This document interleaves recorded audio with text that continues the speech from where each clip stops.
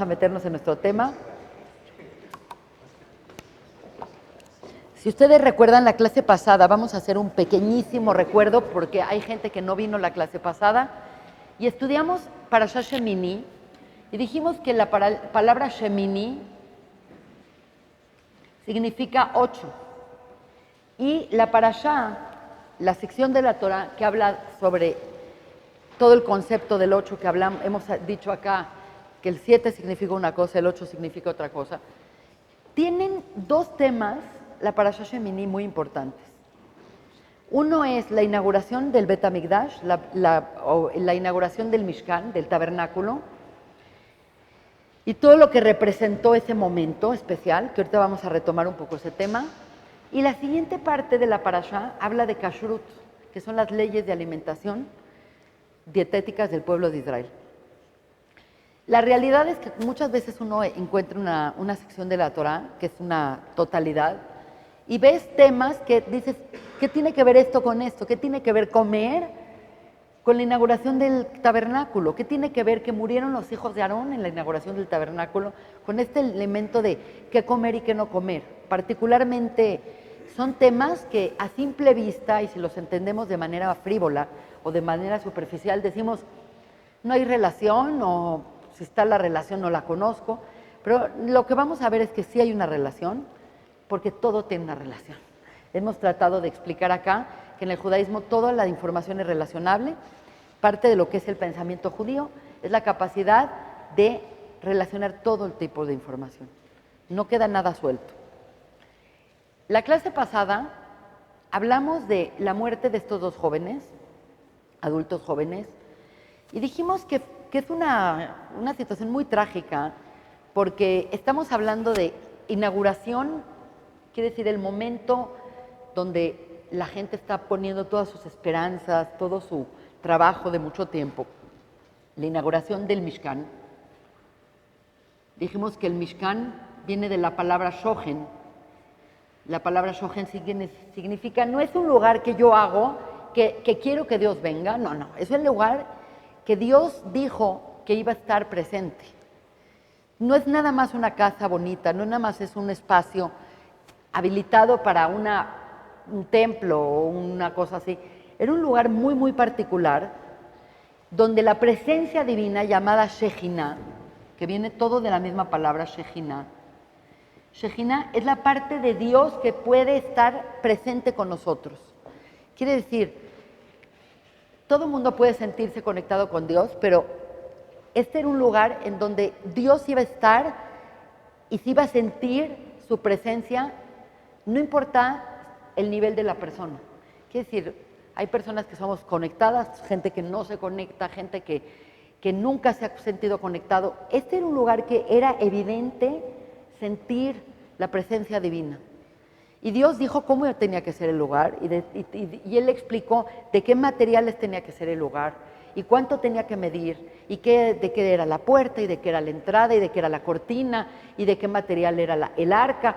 Quiere decir, era un lugar de mucha reglamentación, no es un lugar espontáneo. Por lo tanto, dijimos que la gran tragedia es que finalmente, después de 7 días de Miluim o 7 días de que el sacerdote o el Cohen, que es Aarón en este caso, se va a preparar para este 8º día, que es la inauguración, sucede la cosa más maravillosa y dijimos que el Cohen o sacerdote va a poner 2 animales degollados de la manera correcta y todo el pueblo está esperando a ver qué pasa. Era como, no sabemos qué va a pasar. ¿Qué significa que venga a venir la presencia divina? Entonces dijimos que fue un momento muy, muy particular, porque de pronto el fuego viene del cielo, un fuego, y el fuego entra en el altar de arriba para abajo y eleva en una ofrenda perfecta a estos animales. Entonces todo el mundo se queda maravillado porque parte de lo que hemos dicho es que siempre el 8 va a significar por encima de lo natural, lo milagroso. Quiere decir, si el mundo se manifiesta siempre, el mundo como lo conocemos, el mundo natural, La creación son 7 días, la semana son 7 días. El mundo del 8, que es el mundo que dijo Rosy en la clase de arriba, es el mundo del pacto, es el mundo del Brit, es el mundo de lo milagroso. ¿Qué es un milagro? Es algo que va en contra de lo natural. Lo natural yo nunca me ha tocado ver que viene un fuego y consume un corbán. Entonces, este es el momento esperado después de tanto tiempo y todo el mundo dice, Dios está con nosotros, todo el mundo cae de la felicidad, se van al suelo, están regocijados, todo el mundo está feliz cuando llega la tragedia.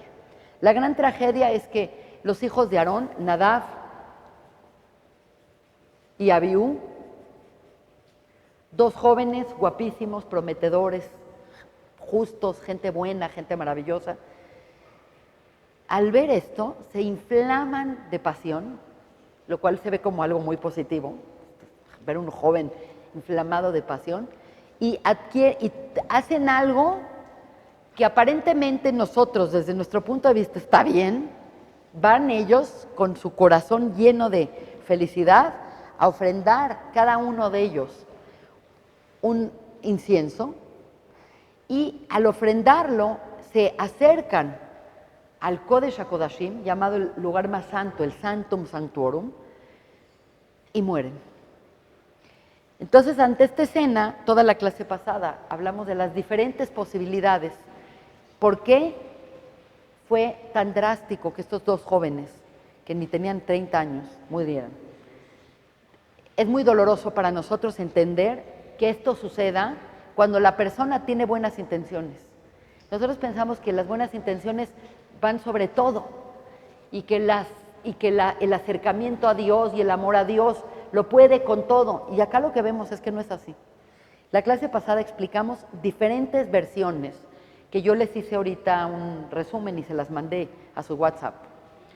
Diferentes versiones que analizan los jajamim desde el punto de vista de ellos, desde el punto de vista del lugar, desde el punto de vista de lo que se espera del lugar, usando las palabras, analizando qué significa un fuego extraño que Dios no pidió, que fue lo que ellos dieron.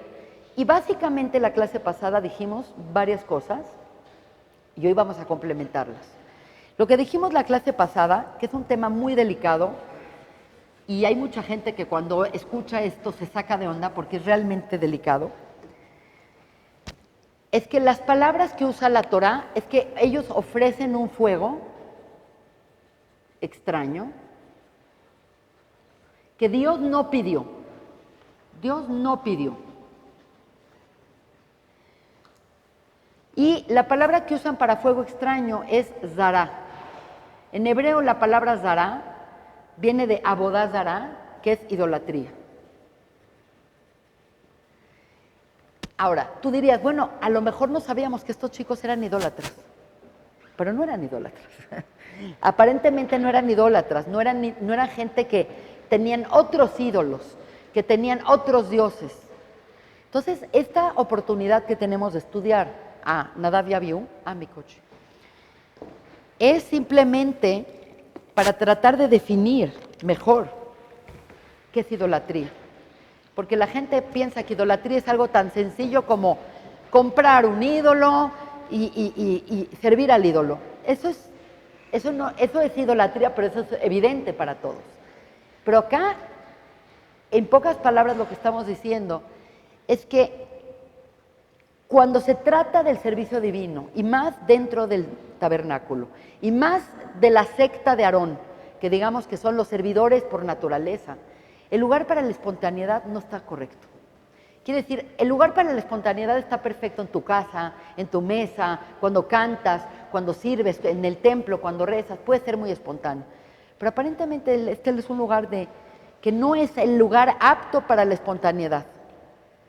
Y por eso pasó lo que pasó. Quiere decir, ellos se acercaron a una luz, a una energía muy poderosa, pero se acercaron de una manera impulsiva, y esta impulsividad habla de no preparación o de no hacer las cosas correctas. Lo dijimos tan sencillo como pensar en alguien que va de visita a conocer una planta nuclear en un lugar, y va la persona y le dicen, bueno, acá puedes entrar, acá no debes de entrar, acá debes de entrar pero con protección, acá no debes de entrar nunca por el peligro del lugar. Pero el peligro no es un castigo, sino el peligro es tanta energía que es muy difícil que la persona pueda conectar con esa energía y salir como si no pasa nada. Ay, se me antojó entrar al reactor nuclear, pero no me puse botas, no me puse casco, no me puse ropa, pues te electrocutaste. Se me antojó meter los dedos en el enchufe de una conexión. Bueno, eso tiene consecuencias. Quiere decir, no es un castigo y debemos de quitarnos de la mente el tema de castigo, más bien tenemos que pensar que fue un acto muy imprudente y parte de esta imprudencia, la Torah evalúa la posibilidad de ser un acto idólatra. Entonces, a pesar de que la Torah nos dice que estos muchachos estaban amando a Dios impulsivamente, aunque sea fuera de lugar amando a Dios, seguimos molestos. Pero la realidad es que cuando una persona decide qué hace, cuándo hace, de la forma que lo hace, realmente en el fondo no está sirviendo a Dios, se está sirviendo a sí mismo. Y este elemento de autoproyectar, yo voy a cuidar las cosas como yo quiero, en el momento que yo quiero, cuando se me dé la gana. ¿Realmente estoy tratando de conectarme con Dios o realmente lo único que estoy haciendo es sirviéndome a mí mismo? Por eso este lenguaje que usa la Torah no es superfluo y no es nada equivocado. Parte del problema que tuvieron estos dos jóvenes, que lo dijimos la clase pasada, para ahorita pasar a la siguiente fase, es que tenían actitud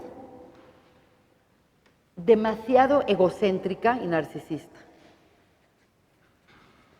Dice el Midrash, dice el Zohar, que cuando se dio la Torah, lo normal cuando uno ve la presencia divina es tener temor divino. No es que Dios tiene que decirte, tienes que hacer esto. Es como si en este momento entra un dignatario, un presidente o una persona importante. Lo normal de la persona es que siente un tipo de respeto y se para. Estos muchachos, cuando se entregó la Torah, comieron y bebieron frente a la Shejina. Dijimos que Moshe Rabbeinu, cuando vio la Shejina, cuando vio la zarza ardiente, se aventó al suelo para no ver. Esa es la diferencia entre Moisés y estos jóvenes. Estos jóvenes aparentemente vieron esto como, ¡ay, qué padre! Y están comiendo como sin respeto, sin entender sus límites, quiénes son ellos, quién es la Shejina. Entonces, esta es la primera cosa que vemos. La otra cosa que vemos es que, hablando de qué hacer y qué no hacer para entrar en contacto con la Shejina y entrar en el templo, nos dice la Torah que los Kohanim, cuando estén sirviendo en el templo, no deben de beber alcohol ni ninguna bebida embriagante. Es increíble, pero el concepto de un fuego extraño significa que no es tuyo. Quiere decir, si tú trabajas tu espiritualidad internamente, no es extraña, es interna. Extraño es cuando te metes a algo, o te metes en un trance, o te metes una droga, o te metes en un estado que es ajeno a ti, artificialmente. La realidad es que estamos viviendo una época que la gente está desesperada buscando espiritualidad, y como la espiritualidad es difícil, porque a nadie no te dan una pastilla, tómatela y eres espiritual. La espiritualidad es algo que te tienes que ganar a través de un trabajo muy arduo. Entonces, mucho del deseo de la gente de sobreponerse, de sentirse por arriba, de conectarse, aunque su intención sea buena, es a través de drogas, a través de estados de conciencia alterados, de los cuales no necesariamente estamos preparados.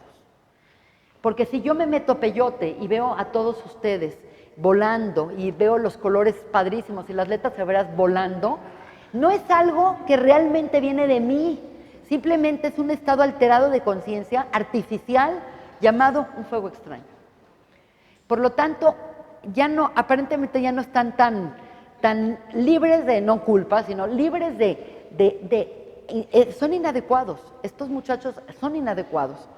Otro elemento de inadecuación es el tema de que no estaban casados. La clase pasada nos quedamos en ese momento diciendo que en el judaísmo se entiende que el alma humana es masculina y femenina. Esto es la neshama. Cuando una persona nace, la neshama se divide en dos, como dicen en México, las medias naranjas. Una para acá, La neshama masculina se va para el hombre, la neshama femenina para la mujer. Y es entonces que se deben de encontrar para crear juntos y recrear y reencontrar esa neshama. Por eso es muy interesante que cuando los novios se casan, se les da 7 bendiciones. Y una de las bendiciones que se da a los novios es Nacé Adam, hagamos a un hombre. Tú dices, ¿por qué no se hace cuando nace? Porque cuando nace es la mitad. Y realmente se hace un hombre cuando consigue y coincide con su media naranja y se unifican. Entonces son otra vez una unidad. El tema de que no estaban casados porque les parecía que no había mujer buena para semejante ejemplar de hombre, porque eran maravillosamente inteligentes, hijos de Aarón, sobrinos de Moisés, eran como la crema de la crema del pueblo judío. Entonces todas las mujeres les parecían poco. Estaban buscando algo tan perfecto. ¿Por qué? Porque tú buscas algo muy perfecto si tú te consideras perfecto. Pero precisamente eso habla de un egocentrismo, de un narcisismo, que es muy inadecuado en el servicio divino. Lo que estamos acá entendiendo es que su motivación es fantástica, porque son como llenos de ganas, pero es una forma de llevarse y llevar el servicio divino de manera muy inadecuada. Dijimos también la clase pasada, y ahorita ya vamos a pasar a lo nuevo. Todo esto es una recordación, un recordatorio. Dijimos que en el árbol de la vida tenemos los ejes del árbol de la vida, eje derecho, positivo, eje negativo. Acá es Gesed y acá es Din. Cuando nosotros analizamos qué está del lado del Din, de exigir, de orden, de disciplina, está Isaac, y abajito de Isaac está Aarón. Acá está Din y acá está Hod. Este es Isaac y este es Aarón. Quiere decir que Aarón es y tiene que ser muy cuidadoso, muy medido y muy disciplinado. Entonces, cuando eres una persona que necesita ser disciplinada, no hay lugar para la emoción y para la espontaneidad y para arrojarte. Como dicen en México, no te puedes arrojar como el borras, no puedes aventarte en un sentido porque no es el lugar correcto para expresar esta emotividad. Ahora ya viene lo nuevo. Hay un rabino, todo lo que hemos dicho son diferentes rabanim, diferentes filósofos de diferentes épocas que analizan este prisma de diferentes caras. Y todos nos están dando una interpretación, pero si bien no es que este se contradice con este, estamos viendo una verdad multifacética. Y eso es judaísmo, entender las verdades multifacéticas, porque la verdad no es tan fácil como la queremos ver. Este rabino se llama el rabino de Izbitz. Simplemente nació en un lugar llamado Izbitz, entonces le decían el Izbitz Rebe. Es como decir, el rabino de Pachuca, el Pachuque Rebe, punto. Es el nombre del lugar donde él vivía y era un rabino muy importante que escribió un libro que se llama el Mei Shiloach, las aguas del Shiloach. Las aguas del Shiloach es una referencia a unas aguas submarinas que están en Jerusalén, abajo del templo, que hablan mucho en el libro de todo lo que hablan del rey Salomón y la construcción del Bet Hamikdash, tiene mucho que ver con el Mei Shiloach. Y él se llama el Mei Shiloach, así se llama su libro. Y él dice una cosa súper interesante, que yo no sé cómo se le ocurrió. Él, a su vez, es el maestro de Rav Tzadok HaKohen, y Rav Tzadok HaKohen es el que dijo que el problema de estos jóvenes les sucedió lo mismo que Ben Azai cuando entró al Pardes, que es cuando nos quedamos la clase pasada. Explicamos que Ben Azai era uno de los grandes que tuvo una experiencia mística, que simplemente cuando llegó y se elevó esa experiencia mística, dijo, si yo ya llegué a este nivel, ¿para qué bajo a la tierra a criar hijos, a ganarme la vida, a satisfacer a mi mujer, a romperme la cabeza estudiando Talmud? Si ya estoy acá, pues ya mejor me quedo acá. Aparentemente, lo que dice Rav Tzadok HaKohen es que estos jóvenes se acercaron tanto a la presencia divina que su alma no tuvo la capacidad de regresar. Y la capacidad de no regresar es la falta de mujer. Porque la mujer, lo femenino en hebreo, en el judaísmo, es Homer, que es la materia, y lo masculino es la tzura, que es la forma. Entonces estos muchachos fueron como la vela que se prendió, pero que la luz se fue para arriba y quedó la vela sin nada. No hubo manera que la mecha jalara la luz para abajo. Es exactamente lo que quiero explicar. Entonces, este es Rav Tzadok HaKohen, y lo que nos dice el Izbitzer Rebbe es una cosa completamente diferente, pero también muy interesante. Él analiza la psicología de estos muchachos en base a sus nombres. Nosotros vemos nombres y bueno, este se llama David, este se llama esto. Sí es verdad que cada letra tiene una importancia, pero imagínense el nombre.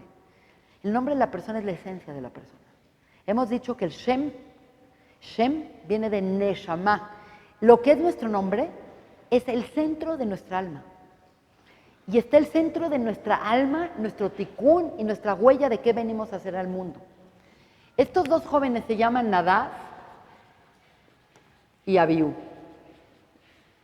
Y siempre vienen hablando juntos. Nunca dicen Nadav, nunca dicen Abiú, siempre dicen Nadav y Abiú. Como si fueran unos juntos, siempre están juntos. Un binomio, siempre están juntos Nadav y Abiú. Acá viene algo muy interesante que dice él y que yo lo veo respaldado en el Zohar HaKadosh. Súper interesante. Aarón era levita, era el hermano de Moisés, era el hermano mayor, y a partir de Aarón, por sus cualidades de personalidad, por sus cualidades internas, por muchos motivos, él se vuelve el sacerdote, lo que nosotros en el pueblo judío llamamos Cohen. Cualquier Cohen que se dice hoy en día que es Cohen, es una persona que viene de Aarón. Y es algo que va pasando en el gen masculino, porque es de hombre a hombre. Por ejemplo, puedes tener una hija Cohen, pero ella no pasa el Coanut a sus generaciones. Nada más es el hombre el que pasa. Por lo tanto, todos los que dicen ser Coanim, todos son descendientes de Aarón. Todos vienen de la misma persona, que es muy interesante. Hasta hoy en día, en los templos, la gente sabe quién es Cohen, quién es Leví, quién es Israel. Es algo que es una tradición.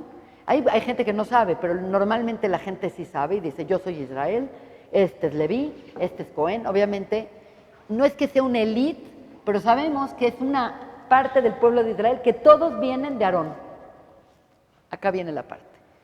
¿Quién es este Aarón y con quién estaba casado? Estaba casado con una mujer llamada Elisheba. Elisheba es como Elizabeth. Es muy interesante porque se divide en dos el vocablo. Elisheba.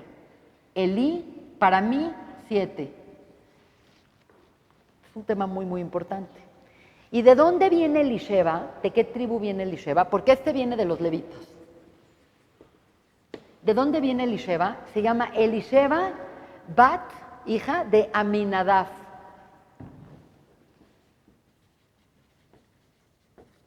¿No les suena parecido? Nadab y Abiú, Bat Aminadab. Quiere decir, es una como conjunción de ambos. En pocas palabras, ¿quién es este Aminadab? Quiere decir, ¿de dónde viene Aminadab? Y sabemos muy bien qué tribu era qué, porque todas estas gentes llegaron a Israel, llegaron a Egipto, 70 personas, con las tribus muy definidas, y sabemos quién era la cabeza de cada tribu. Y en el desierto sabemos hasta el nombre, el censo, cuánta gente era, cuántos niños, Es una cosa muy increíble, pero teníamos un Nineji en el desierto, impresionante, que nos decía esta tribu y esta tribu. Este Aminadab era de la tribu de Yehuda. Entonces tú puedes, bueno, es un Cohen casado con una mujer de Yehuda. ¿Qué tiene que ver esto? Pero por otro lado, los nombres Nadab y Abiú suenan como Aminadab. Y acá los voy a meter en una cosa completamente diferente. Ustedes saben que cuando cuando Jacob da las bendiciones a sus hijos, a cada uno le dice sus verdades. A este le dice, tú vas a ser el rey por este motivo, tú no vas a ser el rey por este motivo, tú no vas a tener tierra por haber hecho este problema. Quiere decir, la bendición no es nada más buenos deseos, bendición es conectarte con tu esencia y conocerte profundamente. Dice, el cetro nunca departirá de Yehudá. Significa que Yehudá, a pesar de que es el cuarto hijo, es el rey.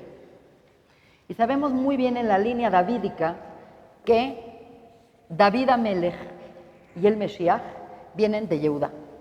Por lo tanto, es la casa real de Israel y es la compleción de la creación y de la evolución del pueblo de Israel, es la compleción que tiene Yehudá. De las cosas más importantes que tenemos que entender es que lo que vuelve a alguien un rey, o el que vuelve a Moisés el transmisor, o que vuelve a Aarón el Cohen, son sus cualidades personales, sus midot. La midá más importante de Yehudá y de David Amelech y de Mesías es lo que se llama el bitul, la anulación del ego. Lo que va a hacer que el Mesías sea el Mesías, o que fue el David el que es su humildad y su sencillez. Es un ser que el único honor que tiene es darle honor a Dios. No tiene honor propio. Porque cuando uno da honor, siempre quiere salir en la foto y quiere salir como protagonista. David y Yehudá son seres que vienen únicamente a hacer la labor de Dios, y el honor que tienen ellos es el honor de Dios. Por eso son como la luna, porque tú no ves la luna por sí sola, sino nada más la ves como un reflejo del sol, siendo Dios el sol y la luna un cuerpo que no tiene luz propia. No tener luz propia es no tener ego. Okay. Por lo tanto, en la casa de Israel, a la única persona que le permiten ser arrojada y ser impulsiva por su forma de ser, que es el Melech, son a los de Yehudá. Nada más por decirles este dato, en el templo todo el mundo tenía que estar parado. ¿Quién se podía sentar? Nada más el rey que venía de Yehudá. ¿Por qué se podía sentar? Porque él era tan sencillo que no es que él está sentado y Dios está parado, él es simplemente un servidor perfecto de Dios. Entonces, él no tiene este problema de ocupar espacio y de recibir pleitesía y de ser el grandioso rey. Eso es algo que hemos analizado mucho cuando hemos estudiado las tribus. Hay algo muy interesante. Vamos a explicar por qué sí se permite y por qué vemos que hay arrojo en los descendientes de Judá, y en ellos está bien, y en cambio en los Kohanim está mal el arrojo. Quiere decir, no esperas de cada persona que sea exactamente lo mismo. No se espera lo mismo de un Cohen que lo que se espera de un rey de Yehudá, y no se espera lo mismo tampoco de un rey que viene de Yosef. Cada uno tiene un rol, y es muy importante entender el rol. Quiero nada más contarles algo. Cuando salieron de Egipto, salieron con los milagros, salieron ahí, millones de personas, van en el desierto. Cuando de pronto como que perdieron su rumbo, medio que se perdieron, y de repente se encuentran frente al mar. En vez de irse como por tierra para pasar a la tierra de Canaán, de repente como que se toparon con el mar de los carrizos, el Yam Suf. Se perdieron. Se ve que se perdieron, no se perdieron, pero así se sintieron como que, ahora, ¿a dónde vamos? En vez de ir por acá, tenemos el mar ahí. Y del otro lado venían los egipcios. Entonces de repente están entre el mar y los egipcios que los quieren matar. Y están ahí desesperados. Y Moisés de verdad no sabe qué hacer. Y le pregunta a Dios, ¿qué hacemos? Dice, no te preocupes, voy a abrirte el mar. Entonces Moisés les dice a todos, pues aviéntense. Y la gente le dice, pues no sabemos nadar, éramos esclavos. No íbamos a ningún centro deportivo a nadar, ¿me entiendes? No sabemos, ¿cómo que aviéntate? Entonces dice, bueno, si Dios dice que te avientes, aviéntate. Pues la gente obviamente no se van a aventar y no van a aventar a sus hijos.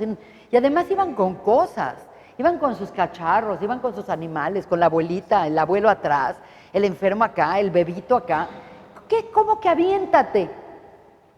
Se paró un señor llamado el hermano de Elisheva, Nachshon ben Aminadab. Se para y dice, yo me aviento. Y se aventó y de repente el agua le empezó a llegar acá, acá, acá, acá. De repente ya estaba acá el agua, pero él dijo, si Dios dijo que nos aventáramos, yo me aviento. Y se partió el mar. El arrojo de Aminadab aparentemente es algo que tenían Nadab y Abiú, pero ellos no entendieron que ese arrojo es para los hijos de Yehudá y no los hijos de Aarón. En pocas palabras, ese arrojo hacia la Shejiná, esa forma impulsiva de ser, llevó consecuencias. Y la consecuencia es que se murieron. Cuando oyes esto dices, pues qué mala onda. La verdad, si eran buenos muchachos y quisieron a Dios y fue por la buena y aunque hicieron esto por muchos motivos y aunque no estaban casados, ¿por qué una cosa tan drástica? El Zohar nos cuenta la segunda parte de esto. No lo vamos a hablar con extremo detalle porque no es parte de esta clase, quiero meterme en el tema de Kashrut, pero nos dice que así como están siempre unidos Nadab y Abiú, y por lo mismo que no se casaron, y por lo mismo que murieron en una intención de servir a Dios, un poco fuera de lugar, pero finalmente la intención sí fue buena, de acercarse a ese fuego, dicen que Nadab y Abiú reencarnaron juntos. Quiere decir, normalmente uno reencarna en un cuerpo, otro reencarna en otro cuerpo, no. Como estos no se habían completado, porque la compleción no tenían mujer, ahora ellos se volvieron un binomio, ahora sí juntos, y reencarnan en Pinjas. Pinjas es un Cohen.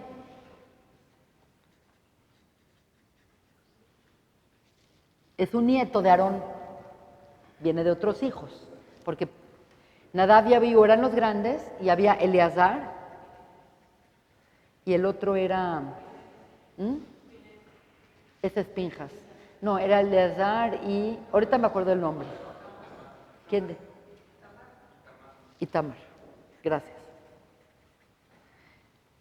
Estos se acabaron, pues ya, surgieron estos, a los cuales les dieron ya instrucciones muy precisas, porque si ves que es un trabajo tan delicado, pues no te puedes volver impulsivo. No tomas, te casas y tienes que hacer exactamente los lineamientos correctos. A Eleazar y Tamar los ordenaron como Kohanim y en la parashá de Ahareimot, la palabra Ahareimot es después de la muerte de ellos, ahora estos muchachos tienen que hacer las cosas de manera muy cuidadosa. Y es una parashá que habla, toda la parashá, de cuando el Cohen va a entrar en contacto con esa Shejiná, que nada más es una vez al año, que es el día de Yom Kippur. Y ya, simplemente sabemos que no debe de tomar, que tiene que tener una preparación, que tiene que estar casado, que tiene que completamente tener un pensamiento completamente concentrado. Nosotros podemos estar rezando y podemos estar pensando en si llegó el gas o si tenemos un problema o si se nos antojó qué vamos a hacer de comer. Pero aparentemente en ese momento que van a estar en contacto con la Shejiná, se tenía que tener una preparación con meditación muy, muy, muy particular, donde cualquier desvío, cualquier pensamiento inadecuado podía costarles la vida. Y costó la vida de muchos Kohanim. Quiere decir, no era un trabajo para cualquiera, era un trabajo con mucha responsabilidad y con gran dedicación en los términos muy, muy precisos. ¿Quién es este Pinjas? Bueno, ya nada más para que lo entiendan. Dos muchachos reencarnan en Pinjas. Quiere decir, este Pinjas venía con una alma doble, con un alma doble. Y lo vamos a ver algo muy increíble. Pinjas se vuelve muy famoso porque hay un incidente en la Torá, que hay un rey que se llama el rey el rey Balak, que quiere contratar a Bilam para maldecir al pueblo de Israel. ¿Se acuerdan de esa historia? Y entonces Bilam, que dicen que era un profeta de la altura de Moisés, dice, yo no puedo hacer nada que Dios no me permita hacer. Mi deseo es maldecirlos, pero yo no puedo ir en contra de su voluntad porque esto tiene que venir conectado con Ruach HaKodesh, esto tiene que venir conectado. Entonces, intenta ver qué está mal en el pueblo de Israel, ver lo incorrecto, para poder ver la mancha y poder decir, ah, ahí está la mancha, voy a maldecir, como que agarrarse de lo malo. Entonces, inclusive se va arriba y se va abajo, y ve acá y ve allá, y no puede maldecir al pueblo de Israel, y al final los bendice. Y dice, Ma tobu aleja Yaakov mishkanotej Israel, quiere decir, les da una bendición que la leemos diario, preciosa. Entonces, cuando el rey le dijo, te pagué por maldecirlos y los acabas bendiciendo, devuélveme la lana y te quiero matar, él dijo, bueno, no los puedo maldecir, pero vamos a hacer cosas para ponerles el pie. Y de las cosas que hicieron para ponerles el pie, es que trajeron unas chicas preciosas, midianitas, mujeres de Midian, a seducir a los hombres. Ya cuando el hombre estaba seducido, cuando ya el hombre ya estaba, después de tener sexo, después de estar a gusto, todo, la mujer lo invitaba a hacer idolatría. Entonces, como que fue una táctica indirecta de cómo bajar la espiritualidad del pueblo de Israel, y esa sí tuvo mucho éxito. Entonces empezó a haber una crisis que se empezó a morir parte del pueblo, porque la mayor parte de jóvenes iban a comprar un mantel, iban a comprar algo a la miscelánea, estas mujeres se los agarraban y acababan estando con ellas, y acababan estos jóvenes haciendo idolatría. Entonces empezó a haber una plaga que empezó a morir todo el pueblo de Israel de manera espantosa. Y lo más grotesco de toda esta situación es que una princesa midianita llamada Cosbi se enamoró de un muchacho de la tribu de Shimón llamado Zimbri. Esta es una historia que viene en la Torá. Y como ella era princesa y como él era el príncipe de Shimón, sintieron que eran uno para el otro. Es muy interesante porque también ellos son reencarnaciones de otros. No me quiero meter en el tema de las 1000 reencarnaciones, nada más quiero explicarles qué es.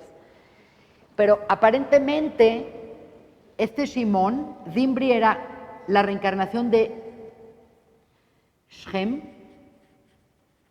el príncipe que violó a Dina. Ella es reencarnación de Dina, es reencarnación de Shem, que es una pareja que él violó a ella. Entonces esta vez ella lo seduce a él, era su manera de arreglar la cosa, es que no se sedujera el uno al otro, sino que fuese correcto la unión. Pero aparentemente tienen relaciones públicas frente al tabernáculo, una cosa escandalosa. Entonces la gente está viendo esto y pues por ley judía se tenía que agarrar a uno y a otro, meterlos a la cárcel y hacerles un juicio y ya, hacerles sentencia. Pero no, se levanta Pinhas, quien viene con esta sangre ebulleciente, esta luz, y dice, no puedo ver esto, que estén desecrando el nombre de Dios de esta manera. Se sube en un caballo, agarra una lanza y va y se las clava a los dos y los mata. Entonces se hace una revolución en el pueblo de Israel porque todos los descendientes de Shimón dicen, ¿cómo crees que Shimón, que estos levitas, quién se creen estos levitas para matar a Shimón? Pero si ustedes analizan lo que pasó en Shem, fue Shimón y Levi. Lo que estamos viendo acá es que los levitas tenían un motivo por hacer lo que hicieron en Shem y los shimonitas tenían otro motivo. Estos estaban permeados por la ira, por la venganza, por el mal, algo negativo, pero en cambio estos, que es Pinhas, que son los Kohanim, es por celo divino. Entonces, cuando se hace como una revolución dentro del pueblo de Israel, la realidad es que fue completamente fuera de lugar que Pinhas hiciera esto, porque es como muy impulsivo. Esto se tiene que llevar a la corte y castigar y ya. Pero se llevó a cabo de una manera celosa, de una manera impulsiva, y Dios le da un Brit Shalom, un pacto de paz a Pinhas, y dice, vi su corazón, y aunque fue una impulsividad, porque estos chavos son impulsivos, canalizaron su impulsividad de manera correcta y se frenó el desastre que había en ese entonces. No es que vamos a ver hoy todo ese detalle, es una clase que requiere de mucho más cosas. Quiero ahorita pasar al tema del cual avisé que íbamos a dar la clase. ¿Qué tiene que ver todo esto con Kashrut? Porque tú dices, bueno, estás hablando de servir a Dios, el templo, la Shejinah y esto, y de repente la Parashá deja de hablar de esto, la Parashá Shemini, y nos empieza a hablar de animales que son puros y animales que son impuros. Entonces, este es un tema que vamos a tener que dedicar mucho más tiempo que esta clase. Quiere decir, vamos a adentrarnos acá, vamos a darle forma a lo anterior con respecto a esto y probablemente tendremos la oportunidad, digo por la hora, no es tan tarde, tenemos un poco de tiempo, de entender por qué es tan importante las leyes de Kashrut y por qué son una como piedra angular en la continuidad del pueblo de Israel y por qué Dios pide algo así. Entonces la Parashá Shemini habla del templo, del tabernáculo, de la inauguración, de la muerte de Nadav y Abiú. De repente nos dice, y estos son los animales puros, los cuales puedes ofrecer en el tabernáculo y son aptos para comer. Y estos son los animales impuros que no son adecuados para ofrecer en el Mishkan y no son adecuados para comer.